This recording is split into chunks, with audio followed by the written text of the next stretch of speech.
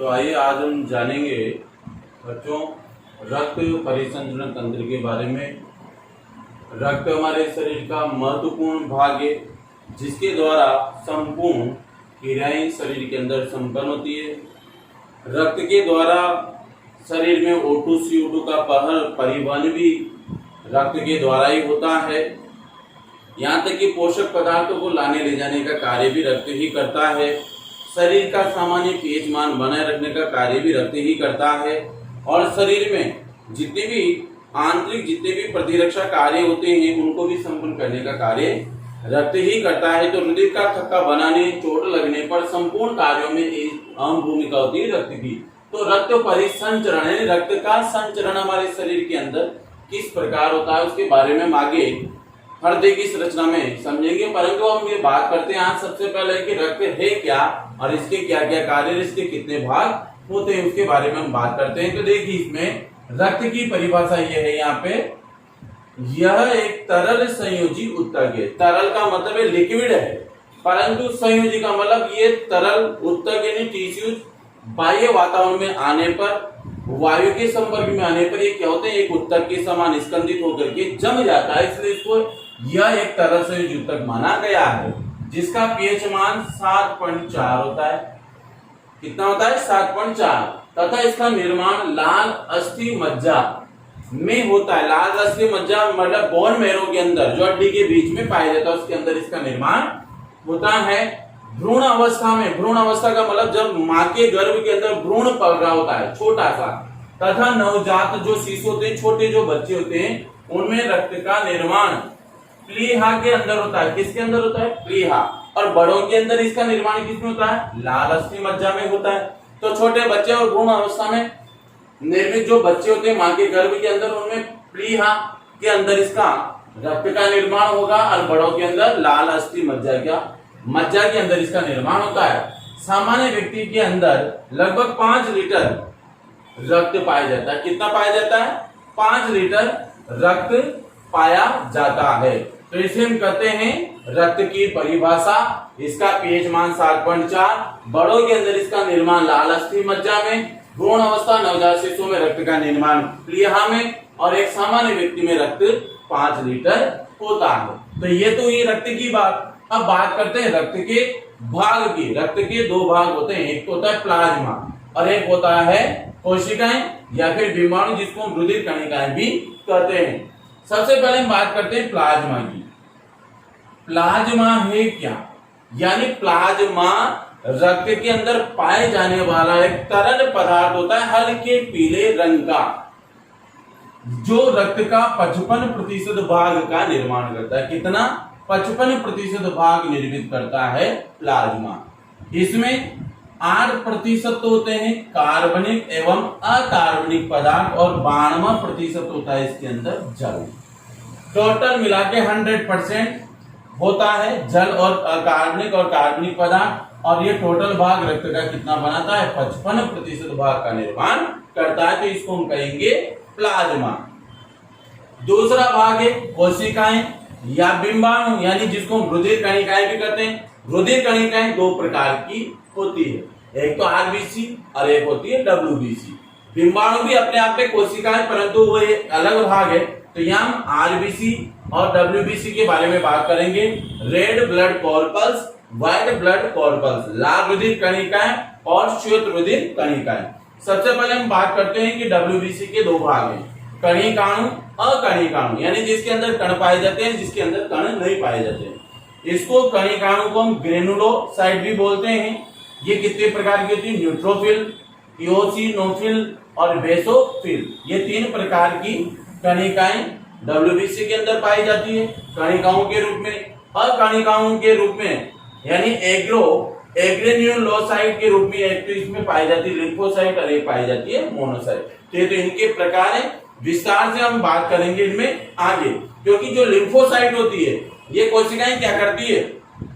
Lymphocyte जो कोशिकाएं होती है ये शरीर के अंदर रक्त के साथ आए रोगाणुओं को पहचानने का कार्य करती है लिम्फोसाइट। और मोनोसाइट जो होती है उन रोगाणुओं को पहचानने के बाद उनको नष्ट या मारने का कार्य करती है। तो लिम्फोसाइट मोनोसाइट के कार्य जो कि हम आगे पढ़ेंगे। अब बात करते हैं सबसे पहले हम आरबीसी के बारे में कि आरबीसी क्या है, क्या काम आती है, क्या नहीं है। तो देखिए इसमें सबसे पहले विशेषता आरबीसी कणिका की, ये कुल रक्त कोशिकाओं का 99% भाग का निर्माण करती है। कितना? 99%। आरबीसी कुल रक्त कोशिकाओं का 99% भाग बनाती है। नंबर 2, इनमें हीमोग्लोबिन नामक प्रोटीन या फिर शोषण वर्णक पाया जाता है। किसमें? आरबीसी के अंदर इनमें हीमोग्लोबिन नामक प्रोटीन या शोषण वर्णक पाया जाता है, जिसके कारण इन कोशिकाओं का रंग क्या होता है? लाल होता है। किसके कारण? हीमोग्लोबिन शोषण वर्णक के कारण आरबीसी कणिकाओं का रंग लाल होता है। नंबर 3, ये कोशिकाएं केंद्रक विहीन होती है तथा औसत आयु इनकी 120 दिन होती है। यानी इन कोशिकाओं का कोई केंद्रक नहीं पाया जाता और इनका जीवन काल 120 दिन का होता है। नंबर 4, प्रतिदिन आरबीसी हमारे शरीर के अंदर प्रतिदिन 3 करोड़ नष्ट होती है और उन्हीं आरबीसी कणिकाओं को अस्थि मज्जा क्षेत्र में, लाल अस्थि मज्जा क्षेत्र में 10 करोड़ यानी 3 गुना अधिक पुनः वापस निर्मित कर लिया जाता है। तो ये आपके आरबीसी कोशिकाओं की विशेषताएं। दोबारा पुनः दोहराता हूं, ये कुल रक्त कोशिकाओं का 99% भाग बनाती है। इनमें हीमोग्लोबिन नामक प्रोटीन या शोषण वर्णक पाया जाता है, जिसके कारण इनका रंग लाल होता है। ये कोशिकाएं केंद्रक विहीन होती है तथा इनका औसत आयु जो है वो 120 दिन होता है। प्रतिदिन ये 3 करोड़ नष्ट होती है, 10 करोड़ पुनः वापस निर्मित कर ली जाती है। इसके बाद हम बात करें नंबर 2 पे आती है आपके WBC यानी व्हाइट ब्लड कॉर्पल्स, श्वेत रुधिर कणिकाएं या फिर कोशिकाएं। इनके बारे में यदि हम बात करें, ये प्रतिरक्षा प्रदान करती है, यानी इनका कार्य आपके शरीर में है आपके शरीर को रोगाणुओं से बचाना, अर्थात रोगों से बचाने का काम करती है WBC यानी प्रतिरक्षा, इम्यूनिटी पावर प्रदान करती है, जिसके कारण आपके शरीर को सुरक्षा प्रदान की जाती है तथा यह रंगहीन होती है, इनका कोई रंग नहीं होता, इसलिए श्वेत रुधिर कणिकाएं कहलाती है। दूसरी बात इसमें लिम्फोसाइट जो प्रतिरक्षा है, लिम्फोसाइट जो कोशिकाएं होती है, जैसा कि हमने पढ़ा था भी है, लिम्फोसाइट अकणिकाणु होती है इनमें, तो ये प्रतिरक्षा प्रदान करने वाली प्राथमिक कोशिका यानी आपके शरीर के अंदर लिम्फोसाइट जो है WBC कोशिका का जो भाग है या इसकी कोशिका है, ये रोगाणुओं को पहचानने का कार्य करती है और आपके शरीर को प्रतिरक्षा प्रदान करती है, तो ये प्राथमिक कोशिका कहलाएगी WBC की।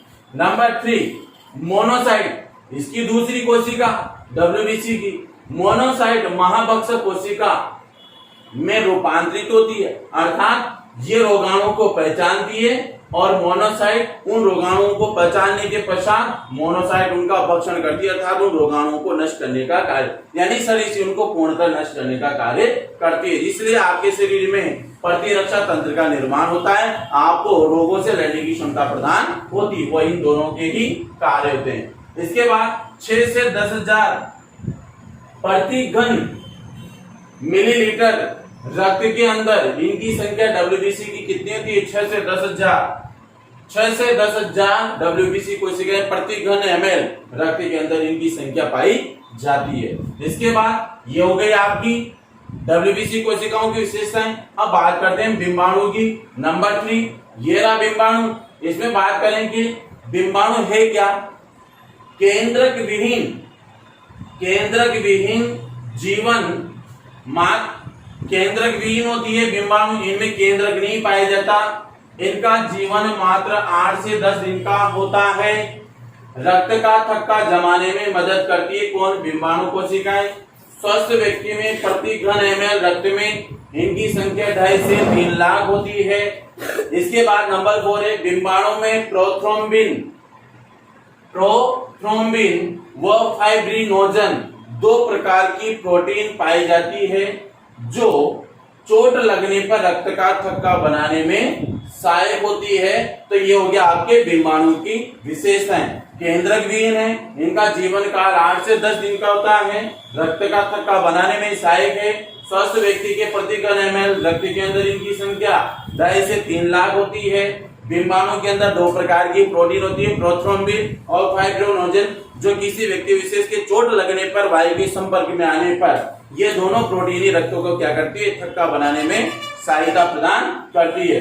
रही बात आरबीसी का कार्य की, तो आरबीसी का कार्य एक ही होता है लाल रुधिर कणिकाओं का O2 CO2 का पर जो ऑक्सीजन आप लेते हैं वह रक्त के साथ घुलकर शरीर के संपूर्ण भाग में जाकर पुनः वापस CO2 के रूप में बाहर विसर्जित कर दी जाती है। रुधिर के कार्यों की बात करें कि रुधिर का हमारे शरीर के अंदर क्या कार्य है, तो आपको पता है कि O2 CO2 को लाने ले जाने का काम करता है रुधिर। इसके बाद पोषक तत्व, हार्मोन्स, एंजाइम्स, जल आदि को संपूर्ण भागों तक पहुंचाने का कार्य करता है रुधिर।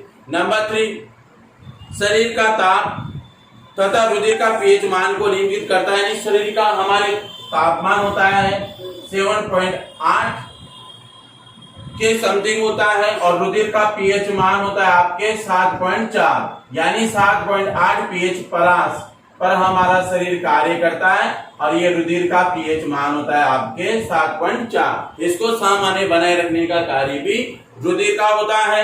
साथ ही प्रतिरक्षा कार्यों को संपादित करना, रुधिर में उपस्थित WBC रोगाणु को नष्ट कर शरीर में प्रतिरक्षा तंत्र का निर्माण करना भी कौन करता है, रुधिर का ही कार्य होता है।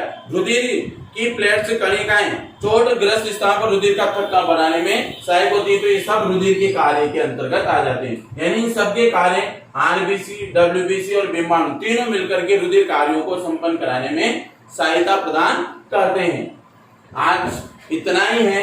आज हमने पढ़ा है रक्त परिसंचरण तंत्र के बारे में। कल हम बात करेंगे हृदय, मानव हृदय के बारे में कि मानव हृदय की संरचना किस प्रकार की होती है और उसके क्या क्या कार्य हैं, कितने भाग होते हैं, तो उसके बारे में हम कल चर्चा करते हैं। धन्यवाद।